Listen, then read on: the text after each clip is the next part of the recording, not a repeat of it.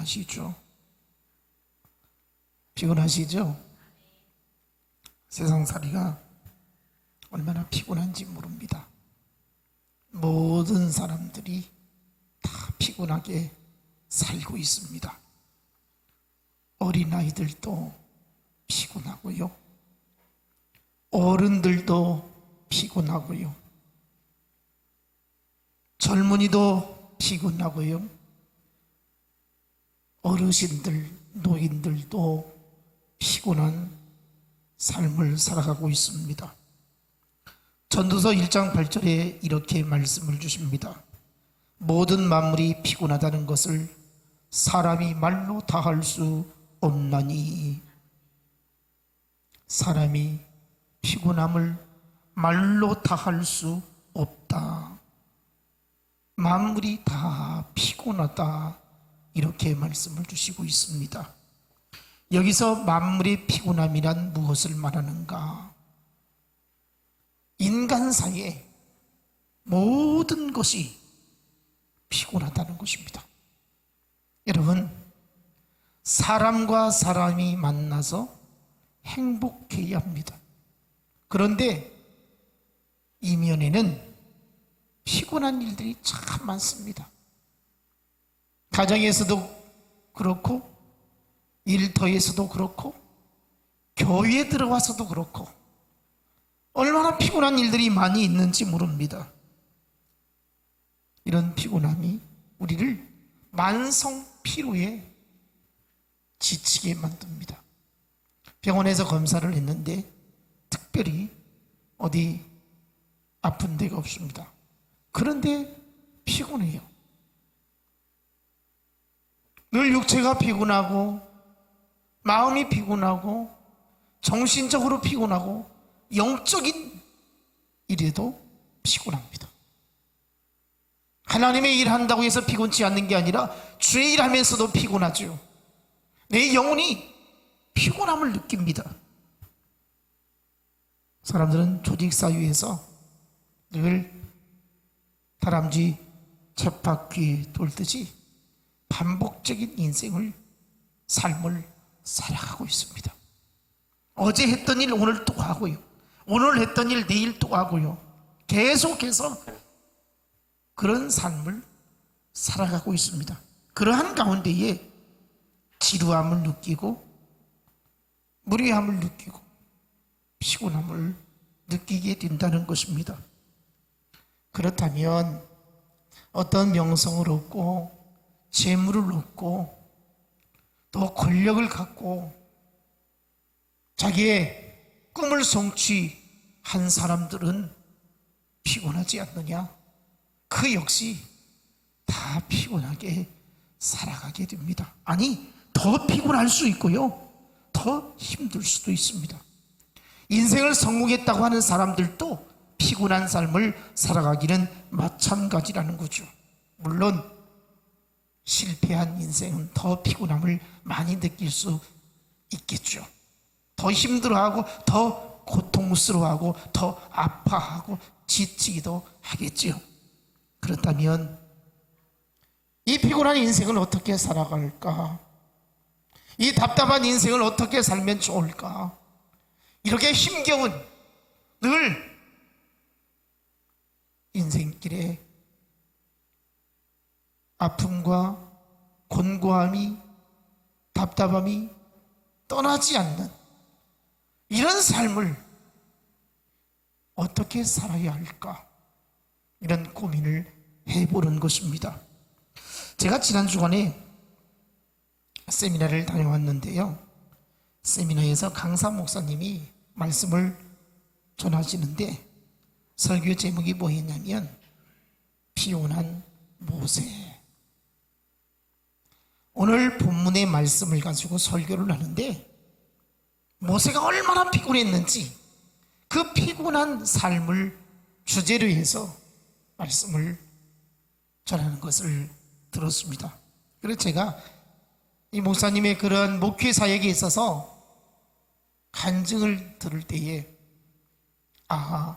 돌아오는 주일에는 우리 교인들에게 피곤한 인생이라는 제목으로 은혜를 나눠야 되겠다, 이런 생각을 해보았습니다.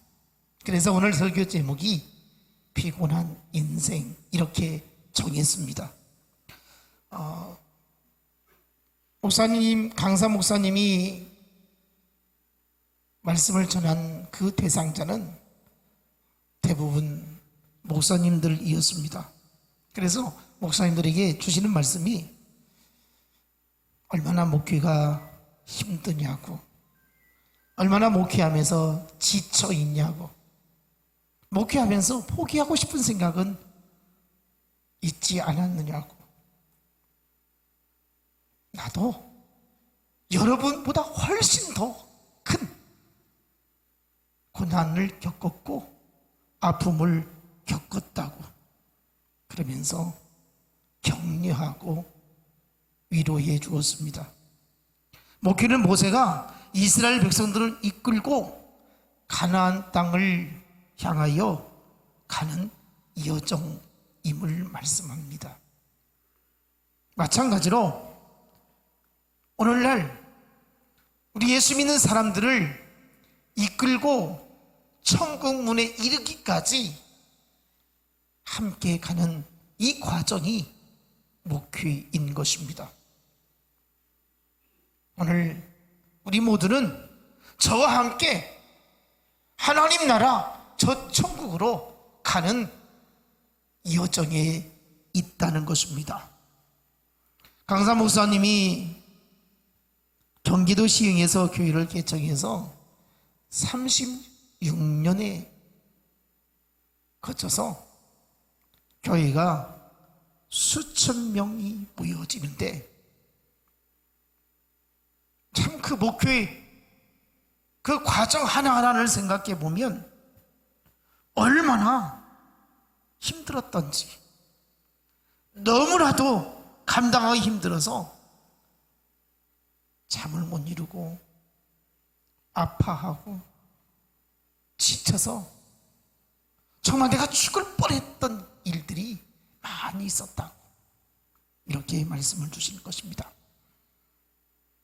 지금 생각해 보아도 하나님의 은혜가 아니면 내가 어떻게 이렇게 큰 대형교회를 이룰 수 있었을까 하는 그 회고를 하면서 지금도 지난날에 그 아팠던 가장 자기가 목회 사역에 있어서 충격이었고 고통이 이루 말할 수 없는, 아니 목회를 그만두어야 할 정도로 심각한 상황에 빠졌던 이야기를 하나 소개하는 것을 들었습니다. 목회를 하면서 그랬다는 거예요. 걸핏하면 교인들이 자기들과의 어떤 다툼이나 어떤 문제가 생길 때에도 결국은 목사님이 내 편에 안 들어주신다고, 나를 버렸다라고, 나에게 관심이 없다고 이렇게 생각한다는 겁니다.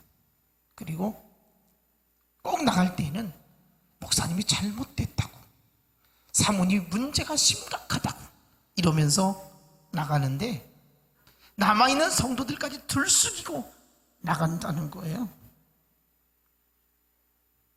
예나 지금이나 똑같은 모습이라는 거예요. 그러면서 개척 초기에 있었던 이야기를 하나 소개를 하는데요. 이제 개척한 지 한 3년 되었을 때에 교회를 건축하려고 성전 부지를 힘들게 이제 매입을 하게 되었다는 것입니다. 그런데 이 성전 부지에 대한 비용이 교인들이 아무리 헌금하고 쥐어짜서 만들어도 거기에 이르지 못했다는 것입니다. 그래서 어쩔 수 없이 은행 대출을 받아야 하는데, 교회 명의로 하면 그때 당시에는 그랬거든요. 대출이 되지 않았습니다. 그래서 부득이하게 목사님 명의로 이제 그 땅을 매입하고 등기를 내게 되었죠. 그래서 은행에서 대출을 받아가지고 그렇게 처리를 하게 되었습니다. 그런데 문제가 생겼습니다. 얼마 후에 타 지역에서 이사 온 권사님이 계셨어요. 자, 개척교회에 권사님이 들어오시니까 목사님이나 성도들이 얼마나 반갑고 좋았겠어요. 신실한 믿음을 가진 열심 있는 권사님이 교회에 들어왔으니까 천군만마를 얻은 것 같은 굉장히 기뻤겠죠. 그런데요, 문제는 이 권사님이 성전 부지에 대한 명의가 목사님 명의로 되어 있다는 것을 알게 돼요. 그러면서 하는 말이 자기가 전에 다니던 교회에 목사님이 예배당을 자기 명으로 그렇게 사가지고 세월이 지나니까 그 교회 건물을 팔아먹고 도망갔다는 거예요. 그러면서 하는 말이 이 목사님도 다를 바가 없다고. 이 목사님도 지금은 다 그렇게 겸손하고 순수하고 거룩하고 하나님 앞에서 정직하게 보여지지만 머지않아서 이 땅을 팔아먹고 도망갈 수 있다고. 그러면 우리가 어떻게 되겠느냐고. 이렇게 교인들을 선동하게 되었다는 거예요. 그런데 참 희한한 것이 목사님과 교인들 간에는 3년 동안 같이 신앙생활을 했어요. 그런데 이제 막 들어온 그 권사님의 말에 다 넘어갔다는 거예요. 목사님이 나는 아니라고, 내가 그럴 사람이 절대 아니라고, 어떻게 하나님 앞에서 그럴 수 있겠냐고, 우리가 돈이 부족해서 은행 대출을 받아야 하기에 어쩔 수 없이 이렇게 한 것이지, 상상도 못할 일을 어떻게 그렇게 함부로 말할 수 있느냐고. 막 교인들을 설득해도 교인들이 귀담아 듣지 않더라는 거예요. 그러면서 그때 교인들이 30여 명이 그냥 나가더래요. 이때의 목사님이 교인 한 명이 떠나도 잠 못 이루며 괴롭고 고통스러운데 피와 같은 사랑하는 성도 30명이 이렇게 떠난단 말인가. 너무 마음이 아픈 거예요. 그러면서 나가면서 우리 목사님 사기꾼이라고, 이런 목사에게 우리가 속았다고 이러면서 나가는 거예요. 그래서 목사님이 너무 마음이 아픈데 내가 이대로 주저앉을 수 없지, 다시 교회를 일으켜 세워야 되겠다 해가지고 성도들과 이제 집회를 열었대요. 그리고 뜨겁게 기도하고 말씀으로 충만하고 은혜 가운데서 다시 한번 시작해보자. 개척에서 이제 3년 됐는데 정말 교회의 일꾼이라고 얘기했던 사람들, 열심히 있었던 사람들, 헌신하리라고 생각했던 사람들이 떠나버렸으니 우리는 사람도 없고 가진 것도 없고 힘도 없고, 우리 다시 한번 힘써보자고. 그렇게 열심히 몇몇 남은 성도들과 함께 간절히 기도하면서 그렇게 교회를 이루기를 원했던 것입니다. 그러다가 이제 집회 끝나고 교인들 단합을 목적으로 저 충청도 안면도 바닷가에 야유를 나갔다고 합니다. 솥단지를 가지고 음식을 다 가지고 가서 거기에서 만들어서 밥도 해먹고 그렇게 좋은 즐거운 시간을 갖게 됩니다. 목사님 운동을 좋아하신지라 이제 모래사장에서 족구를 아주 재밌게 했다는 것입니다. 축구를 한참 하다가 이제 목사님이 이 게임에서 이겨야 한다 이런 생각 가지고 최선을 다해서 운동을 했다는 거예요. 그러다가 목사님이 오버헤드 킥으로 공을 찼대요. 상대적으로 찼는데 그만 이 목사님 키가 1m 85 정도 됩니다. 굉장히 거구입니다. 공중에 떠가지고 공을 찼는데 그만 머리가 바닥으로 떨어진 거예요. 아무리 모래사장이라 해도 그 눈무게가 있으니까 얼마나 충격이 컸겠습니까? 근데 완전히 떨어졌는데 좀 이상하더래요. 멍멍하더래요. 그래서 야유에 나왔는데 교인들이 분위기가 또 망쳐질까봐 쉬쉬하면서 봉고차에 들어가서 쉬고 있었대요. 그랬더니 사모님하고 몇몇 교인들이 목사님 괜찮냐고 이렇게 묻더라는 거예요. 그런데 목사님이 도대체 내가 왜 여기 왔지? 이게 어디지? 전혀 기억을 상실했다는 거예요. 완전히 머리를 다쳐서 이상한 사람이 된 거예요. 사람들이 왜 여기에 와 있지? 내가 왜 혼자 차 안에 들어가 있지? 이상한 사람이 돼버린 거예요.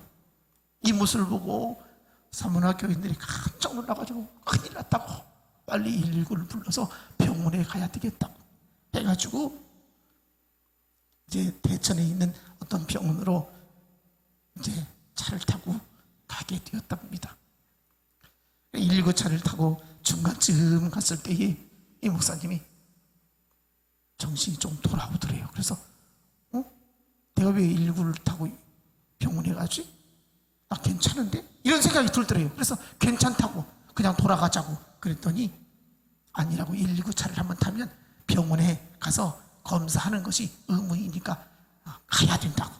그래서 병원 응급실로 가게 되었답니다. 그래서 거기에서 뭐 CT 촬영, MRI 촬영 다 촬영하고 이제 링겔을 맞고 쉬고 있는데 잠시 후에 뿅뿅뿅 하면서 엘리베이터가 119가 앰뷸런스 차가 들어오는 거예요. 그런데 막 사람들이 굉장히 막 그 조급한 그 상황을 보여지는데 막 심폐소생술을 하고 산소호흡기를 꽂고 막 금방 숨이 넘어가는 사람을 데리고 들어온 거예요. 그런데 이렇게 보니까 자기 교인이 수영복을 입은 채로 막 정신없이 들어오더라는 거예요. 그래서 도대체 저 환자가 누구인가 막 끔찍한 생각이 들어가지고 이렇게 들여다보니까 바로 자기 교회 26살 된 총각 전도사였어요. 그런데 의식이 없는 거예요. 그래가지고 막 의사나 간호사들이 별 방법을 다 동원해가지고 막 깨우려고 하는데 전혀 미동도 없어요. 그런데 결국은 이 청년 전도사가 숨을 거두고 말았어요. 그 광경을 본 이 목사님이 너무 충격을 받았어요. 목사님 병원에 실려오는 사이에 바닷가에서 놀던 아이들이 물이 빠졌을 때 나갔었는데 갑자기 물이 들어오니까 나오지를 못하고 이 모습을 보았던 담당한 전도사가 아이들을 구하려고 수영도 못하면서 바닷속으로 뛰어들어간 거예요. 그래서 아이들은 다 나오게 됐는데 이 전도사는 나오지 못하고 익사사고가 난 거예요. 당시에 총신대학교 신학과에 재학하고 있는 4학년 학생이었어요. 이제 신학대학원에 들어가서 3년 후에 강도사 되고 목사 되고 할 사람이었어요. 그 부모를 생각해 보니까 너무 마음이 아픈 거예요. 그래서 목사님이 이제 집에 돌아와서 식음을 전폐하고 모든 것이 다 귀찮은 거예요. 의욕도 없어요. 날마다 눈물로 세월을 보내면서 완전히 지쳐버릴 대로 지쳐버렸어요. 그래서 생각하기를, 내가 가는 이 길이 하나님의 뜻이 아닌가 보다. 내가 목사가 되는 것이 잘못되었구나. 내가 목회하는 것이 하나님의 뜻이 아니었는가 보다. 내가 왜 목사가 되어서, 내가 왜 목회를 해서 이런 고통을 겪어야 하고 아픔을 보아야 하는가. 하나님을 원망하면서, 하나님 나 안 할게요, 나 목사 안 할게요 하면서 막 자책을 했다는 거예요. 그런데 이렇게 시리에 빠져 있을 때에 곁에 힘이 되어줬던 사람이 한 사람이 있었어요. 목사님이 이렇게 절망에 빠져 있는데 내가 곁에서 목사님을 힘이 되어줘야 되겠다, 목사님을 돌봐드려야 되겠다, 이런 마음을 품은 참 순수하고 깨끗한 사람이 옆에 있었어요. 남자 성도였는데 그는 교회 직분자도 아니었고요, 믿음이 있는지 없는지도 모를 정도로, 정말 예수를 믿는 사람인가 안 믿는 사람인가 모를 정도로 그냥 교회에 출석하는 성도였어요. 그런데 그 사람이 목사님 곁에서, 목사님 저러다가 쓰러지면 안 되는데 식사도 못 하시고 잠도 못 주무시고 저렇게 기운이 착 빠져가지고 잘못되면 안 되는데, 이렇게 염려하는 이런 연약한 성도가 옆에 있어 줬다는 거예요. 이제 여름에 바닷가를 갔으니까 한두 달 지나면 추석이 돌아오지 않습니까? 추석에도, 추석 명절에도 고향에 돌아가지 않고 이 사람이 목사님 곁에서 함께 있어주는 겁니다. 왜 집에 안 가냐고, 가족들한테 고향으로 가지 왜 안 가냐고, 아니라고, 목사님을 두고 제가 떠날 수가 없어요 하면서 목사님을 돌봐줬던 거예요. 목사님이 여기에서 감동을 받은 거예요. 야, 하나님께서 내게 이렇게 위로해 주는구나. 이 사람을 바라보니까 내가 힘을 얻어야 되겠다. 이 사람의 영혼이 너무나도 깨끗하고 순수하고 아름답다, 이렇게 생각을 했던 거죠. 그 당시에 신앙이 깊지 못했습니다. 그렇다고 해서 그분이 경제적인 능력이나 배움이 있었느냐? 그것도 없었어요. 단지 그 사람에게 있었던 것은 인간성이 하나, 따뜻한 가슴을 품고 있었다는 것입니다.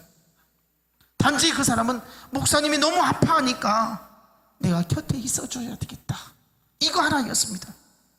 훗날에 그가 그 교회에 수천 명이 모이는 그 교회에 장로가 되어서 얼마나 신실한 일꾼인지, 지금도 그분이 목사님 목회하는 데 있어서 여러 장로님들이 계시고 성도들이 수천 명이 있지만 얼마나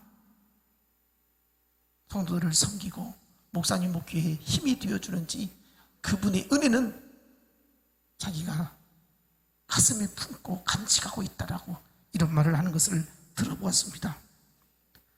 그분이 어떤 사유적인 조건이나 세상적인 지식이나 경제적인 능력이, 어떤 배경이 있어서가 아니라 하나님의 종을 돕고자 하는 그 마음, 하나님의 종이 피곤해서 쓰러질 지경에 있을 때에 함께 했던 그 아름다운 마음, 이것이 하늘에 상달되어졌고 하나님께서 그를 높여주셨고 축복해 주셨다는 것입니다.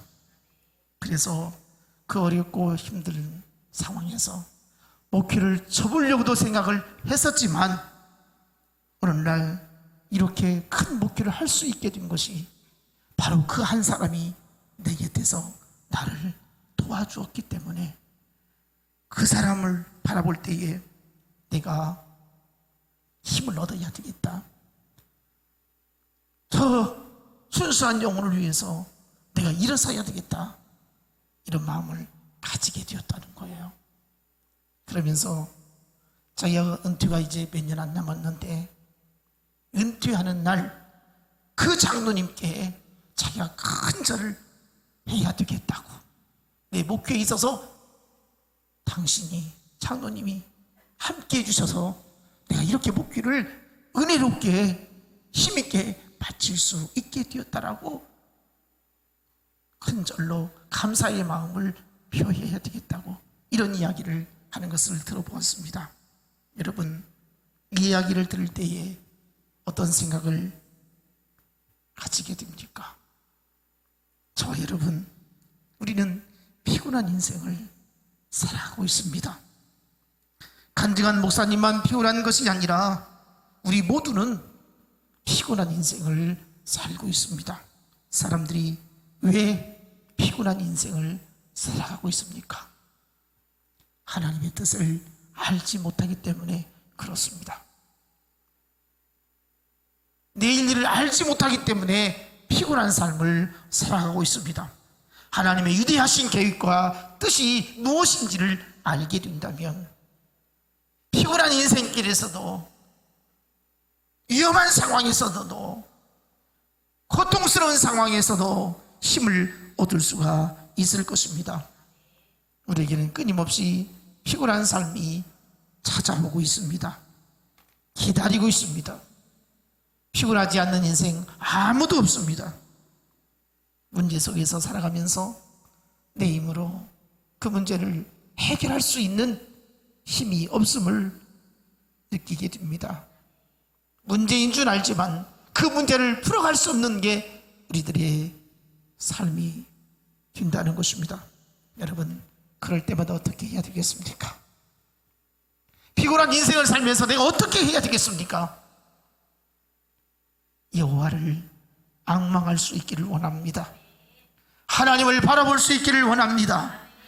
이사야 40장 30절로 31절 보니까 소년이라도 피곤하며 곤비하며 장정이라도 넘어지며 쓰러지되 오직 여호와를 앙망하는 자는 새 힘을 얻으리니 독수리가 날개치며 올라감 같을 것이요 다른 박질하여도 곤비하지 아니하겠고 걸어가도 피곤하지 아니하리라.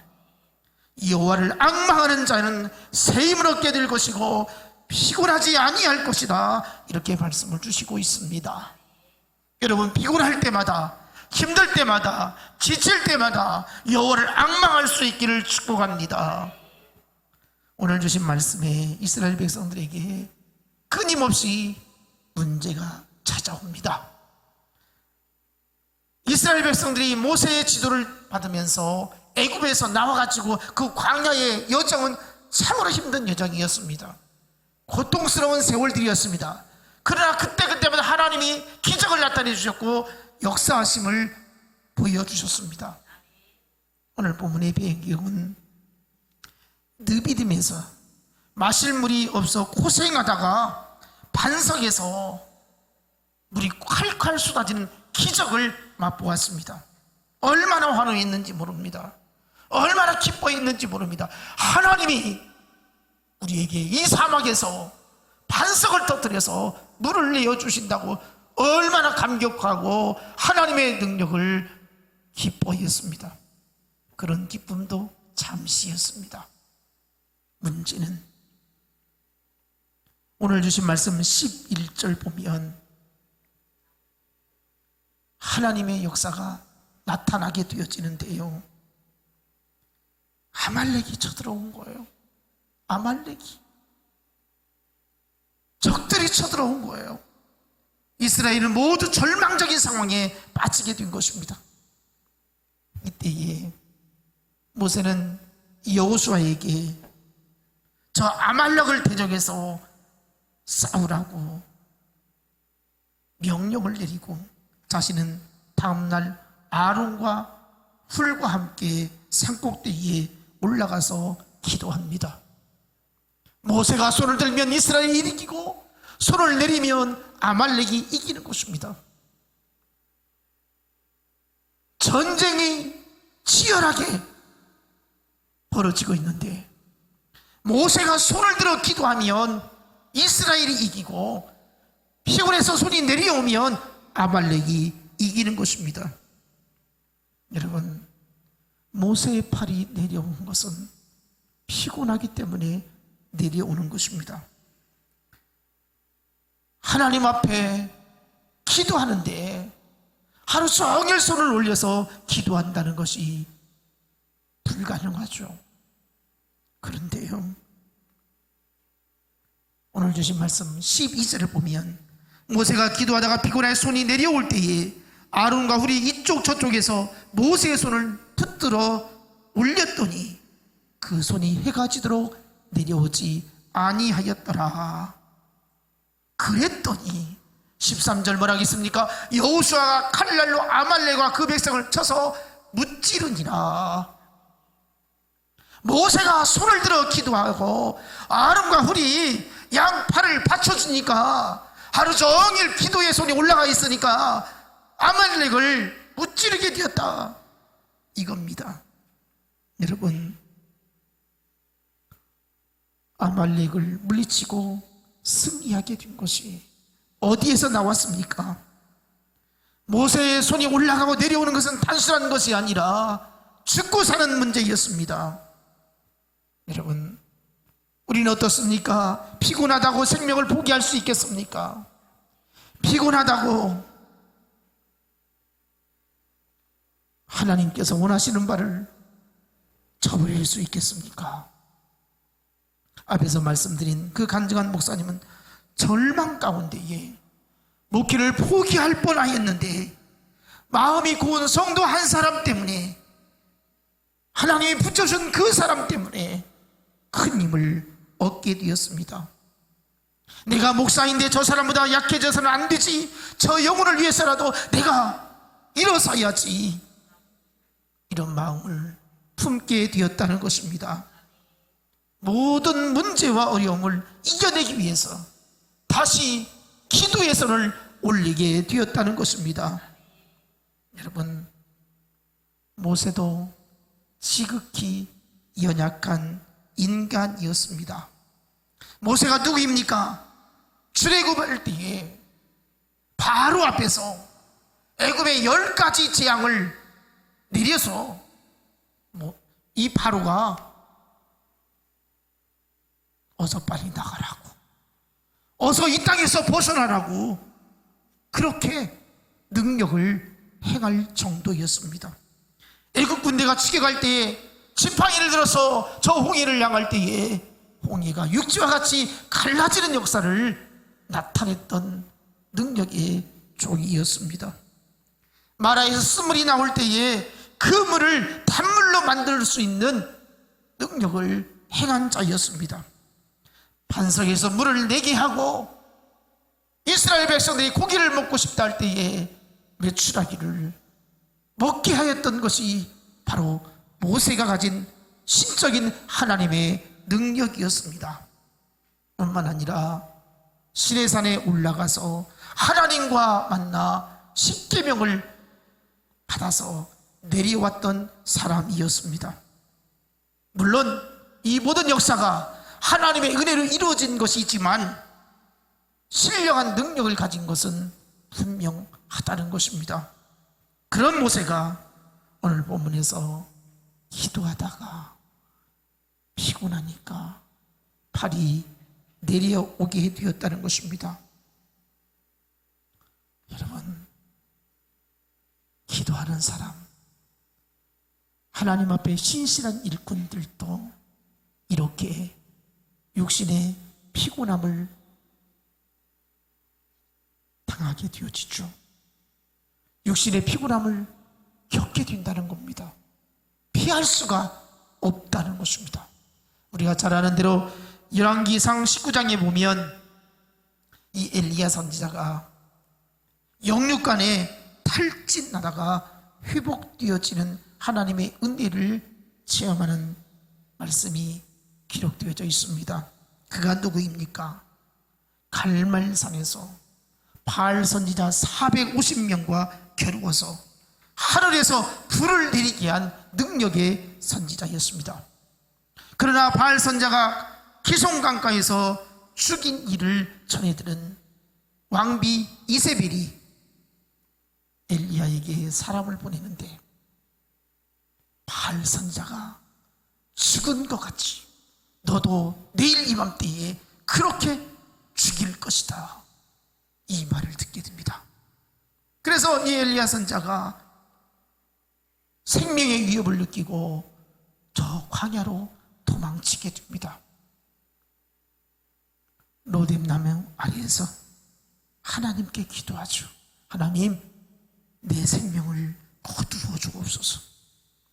하나님, 내 생명을 불러가 주옵소서라고 그렇게 기도하죠. 엘리야가 지금까지는 얼마나 담대한 사람이었습니까? 그렇게 악한 영들과 싸워서 이겼던 사람 아니었습니까?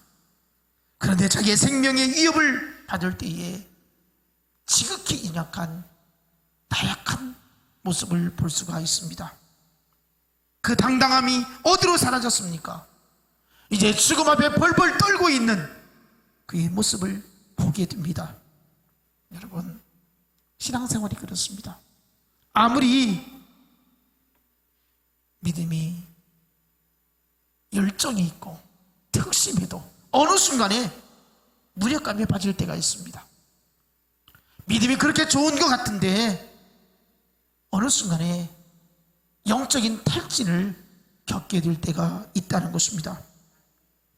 하나님께서 이렇게 쓰러져 있는 하나님 앞에 내 생명을 거두어 달라고 그렇게 부르짖던 엘리야가 깊은 잠에 들었습니다. 이때에 천사를 보냅니다. 천사를 보내어서 그의 아픈 마음, 아픈 상처를 어루만져 주십니다. 그리고 떡과 물을 주시면서 세미하게 음성을 들려주십니다. 일어나라는 것입니다. 일어나서 호렙산에 이르라는 것입니다. 그래서 엘리야가 떡과 물을 먹고 힘을 얻어서 40주야를 달려서 호렙에 이르게 되죠. 다시 한번 하나님의 사명에 붙잡혀서 하나님의 귀한 뜻을 이루어가게 되어지는 것입니다. 하나님, 오늘도 영육간에 피곤하고 탈진한 그리스도인들을 향해서 위로의 손길을 내미시고 말씀을 통해서 힘을 얻으라고 영혼의 양식을 우리에게 제공해 주십니다. 저는 가끔 이런 생각을 해봅니다. 교인들이 저를 너무나도 천사처럼 여길 때가 있습니다. 이 말은 다시 말하면 설령 성도들이 거듭된 잘못이나 실수를 해도 목사님은 우리를 다 이해해야 하고 받아줘야 한다는 것입니다. 신령한 사람으로 봐주는 것은 좋은데 사실 저도 실수할 수 있습니다. 저도 잘못할 수 있습니다. 그런데요, 부담이 되는 거예요. 목사는 우리와가 다르다. 그런데 사실은 하나도 다르지 않습니다. 여러분이 좋아하는 것 저도 좋아하고요, 여러분이 싫어하는 것 저도 싫어합니다. 천사는 실수하지 않습니다. 천사는 먹지 않아도 배고프지 않습니다. 천사는 잠을 자지 않아도 괜찮습니다. 피곤하지 않습니다. 천사는 감정을 드러내지도 않습니다. 그러나 저는 어떻습니까? 때로는 속상하면, 억울하면, 화가 나면 감정을 드러낼 수 있습니다. 배고프면 먹어야 하고요. 피곤하면 쉬어야 되고요. 잠이 오면 자야 하고요. 자식을 키우다 보면 돈이 필요하고요. 아이들이 장성해서 이제 결혼을 시켜야 할 때는 큰 돈도 필요하고요. 똑같습니다. 여러분, 저를 거룩하게 보는 건 좋지만 천사처럼 봐주는 것이 너무 부담스럽고 제가 받아들이기에 좀 어려울 수도 있습니다. 저도 똑같이 여러분들과 같은 사람이다. 그래서 이해해줘야 된다. 부족하면 부족한 대로 이해해주고, 원하면 원한 대로 이해해주고, 그래야 한다는 것입니다. 제가 목회를 잘할 수 있도록 모세에게 아론과 훌이 있었듯이 동역자들이 되어줄 때에 제가 잘할 수 있습니다. 하나님 앞에 충성스러운 사역자가 될 수가 있습니다.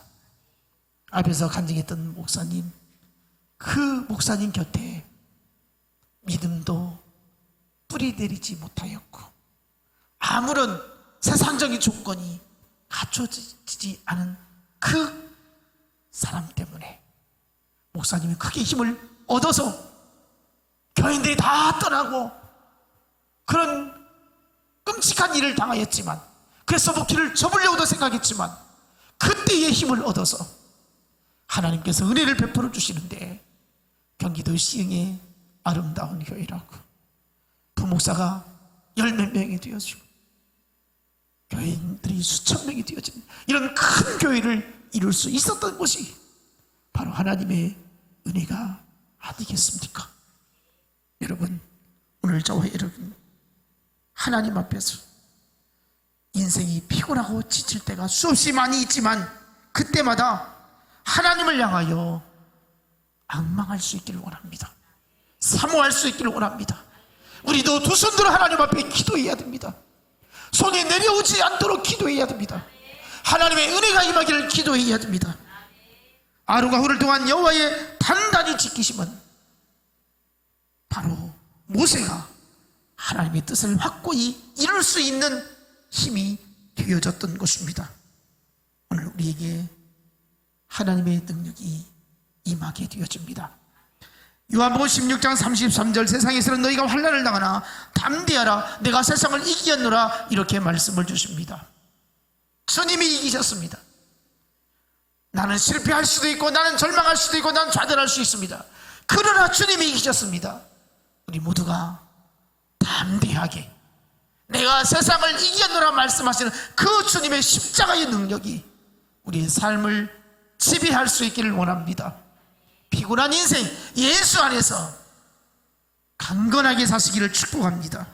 어떤 아픔에도, 어떤 실패에도, 어떤 피곤함에도 두 손 들고 기도할 때 내가 싸우는 것이 아니라 하나님이 싸워주시고 하나님이 이기게 하여 주실 것입니다. 이런 능력의 역사가 우리 인생길에 함께 하시고 추석 명절에도 하나님 풍성하신 축복이 있기를 주님의 이름으로 축원합니다. 기도하겠습니다. 하나님 감사합니다. 모세가 아말렉과의 전쟁할 때에 여호수아에게는 전쟁터에 나가서 싸워서 이기라고 명령을 하고, 그것만으로는 이길 수 없고 그것만으로는 해결할 수 없어 산꼭대기에 아론과 훌과 함께 올라가서 두 손 들고 기도하게 됩니다. 모세가 피곤하여서 팔이 내려올 때에 아론과 우리 양쪽에서 받쳐주고 하루 종일 손이 올라갈 때에 저 아말렉을 무찌를 수가 있었던 것입니다. 하나님, 기도가 승리케 만들어 주셨습니다. 사랑하는 성도들, 하나님 이 땅에 살 동안 아픈 일도 많고 힘든 일도 많고 피곤한 일도 많이 있습니다. 그때마다 하나님께서 두 손 들고 기도할 때에 응답하여 주시고 회복시켜 주시고 해결해 주시고 치료하여 주시고 부흥하는 역사가 일어나게 하여 주시옵소서. 우리 교회도 하나님 부흥케 하여 주시고 우리 기도 하나님의 역사가 충만케 하여 주시고 능력이 나타나게 하여 주시며 성도들 가정마다 하나님 복의 복을 더하여 주옵소서. 축복하심을 믿사옵고 예수님 이름으로 기도하옵나이다. 아멘.